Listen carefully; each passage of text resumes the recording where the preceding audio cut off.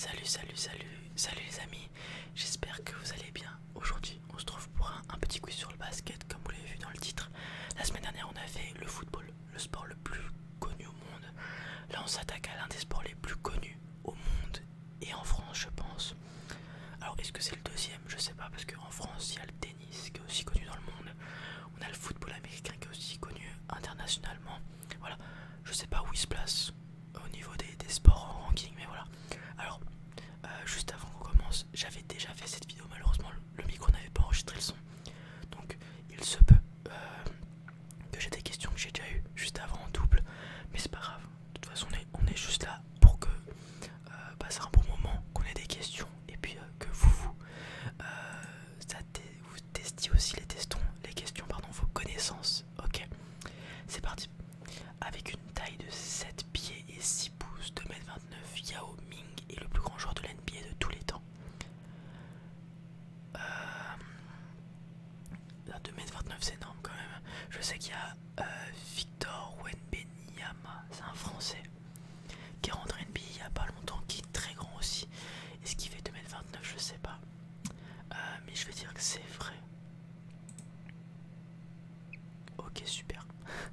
La réponse est fausse. D'autres joueurs anciens ou contemporains de la NBA sont plus grands que Yao Ming, dont le roumain Georges Mursan, actif dans les années 90. Ce joueur mesure 7 pieds 7 pouces, 2,31 m. Ok, des titans. Carrément, je suis obligé de lever la tête pour les voir. Alors ça, j'ai déjà eu la question juste avant et c'est faux, mais j'ai oublié le nom. C'est Abdul Jabbar, voilà. Karim Abdul Jabbar avec 38 385 points est le joueur qui a mis le plus de points en NBA, tout simplement. Alors il est retraité des Lakers de Los Angeles et donc c'est le plus grand marqueur de l'histoire de la NBA. Alors la réflexion que je m'étais faite juste avant et j'avais eu faux parce que je me suis dit que Michael Jordan était le joueur le plus connu, peut-être parce qu'il avait marqué le plus de points. Tout comme le débat des plus grands joueurs de foot sont souvent ceux qui ont mis le plus de buts quasiment. Parce que c'est ce qui fait gagner la partie, mettre des paniers, mettre des buts, etc. Ok, on continue. Vrai ou faux? À l'origine, les paniers de basketball étaient faits avec des paniers de pêche vides. Alors ça, je l'ai déjà eu cette question. Je m'étais pas fait de raisonnement particulier, mais j'avais mis vrai. Et c'est la bonne réponse. Donc avant l'arrivée des anneaux métalliques, les paniers de basketball étaient fabriqués avec des paniers de pêche. Après chaque tir réussi, les joueurs devaient retirer le ballon du panier. Et alors là, je m'étais fait la réflexion. Pour éviter d'aller chercher la balle à chaque fois, ils auraient pu creuser le fond du panier. Mais peut-être qu'ils devaient l'utiliser après pour retourner travailler. Je ne sais pas. Et je n'étais pas là. Ensuite, vrai ou faux, Wilt Chamberlain est le joueur de la NBA ayant obtenu le plus de points dans un match et dans une saison. Alors cette info, je la connaissais pour le match. En un match, il avait mis plus de 100 points. C'est d'ailleurs le seul à l'avoir fait. Je la connaissais cette info, mais je n'avais pas l'info pour ça, pour le plus de points dans une saison. Mais comme je connaissais cette info, j'avais mis vrai et il s'avère que c'était la bonne réponse. Donc Wilt Chamberlain, qui est né en 1936 et qui est décédé malheureusement en 1999, a été le premier joueur de la NBA à obtenir plus de 4000 points dans une saison et le seul à avoir atteint 100 points dans un seul match. Par contre, 4000 points dans une saison, c'est énorme. Ça veut dire que, supposons, il fait 100 points par match. C'est minimum 40 matchs. Sachant qu'il fait pas 100 points par match, il l'a fait qu'une fois. Ça veut dire qu'il a plus de 40 games par saison, ce qui me paraît énorme. Alors je sais pas s'il y a des pros de la NBA qui regardent les vidéos. Et n'hésitez pas à me dire c'est quoi une saison, la durée de temps et combien il y a de matchs véritablement. J'aimerais bien le savoir. Merci si des gens me répondent. On enchaînera avec vrai ou faux. À l'origine, le basketball se jouait avec un ballon de rugby. Je pense que c'est faux. Je pense que tu joues avec un ballon de basket, un ballon de foot plus qu'un ballon de rugby. Je pense que si c'est vrai, c'est très drôle par contre. Ouais, quand même. Les premières parties de basketball se jouent avec un ballon de soccer, football,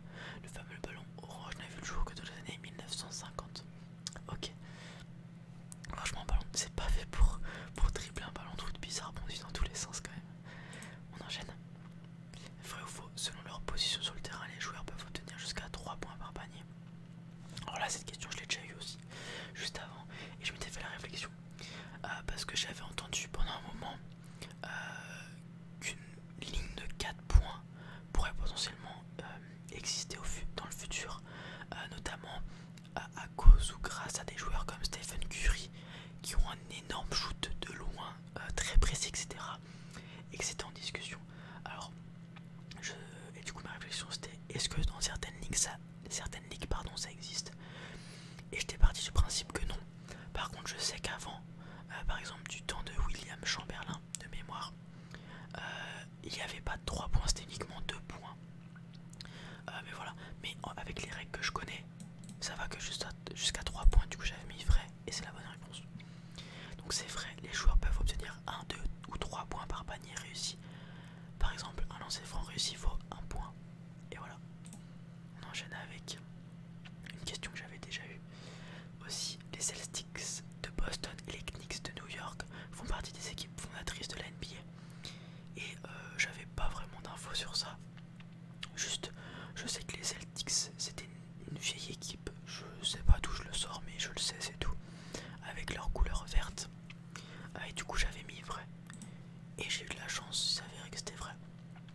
Donc avec les Golden State Warriors, auparavant Philadelphia Warriors, les Celtics de Boston et les Knicks de New York sont les plus vieilles franchises encore actives de la NBA. Et je m'étais fait la réflexion, franchise, si je dis pas de bêtises, c'est que tu dois payer pour jouer dans la ligue.